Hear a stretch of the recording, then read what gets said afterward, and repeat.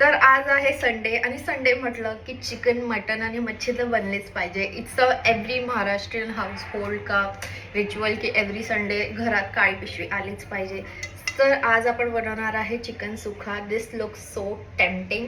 तर याच्यासाठी खूपच सोपं मॅरिनेशन आहे. मी खूप लवकरच माझ्या यूट्यूब चॅनलवर याचं व्हिडिओ पोस्ट करेल. So stay tune for it. Now let just cook it.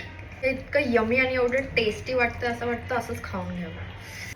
तर इथे मस्तपैकी मी हे चिकन असं तुपात टाकून घेतलेलं आहे. त्याच्यानंतर बघू शकता तुम्ही किती छान असं खूप चमचमीत आणि खूपच जास्त यमी वाटतं आहे. तर आपली भाजी असं आपण पलटून घ्यायला मस्त पलटून घ्यायचं आणि एकदम असे छान अशी आपला कलर येईल आणि झाकण ठेवून द्यायचं.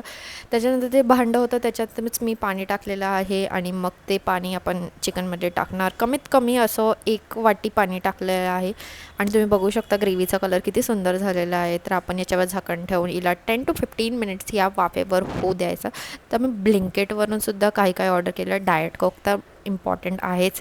त्याच्यानंतर मी ऑर्डर केलं होतं हे अमूल बटर, जे मी वापरणार आहे पराठा बनवताना आणि हे पराठा चिकनसोबत खूपच जास्त अमेझिंग लागतात. You should try. मग मी जिरा राईससुद्धा केला आणि थोड्या वेळानंतर भाजी अशी काही दिसत आहे आणि टडा आपली भाजी आहे रेडी.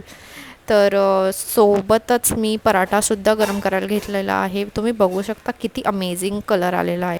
तर हे चिकन एवढं ज्युसी आणि एवढं टेस्टी झालं होतं. So you must try it.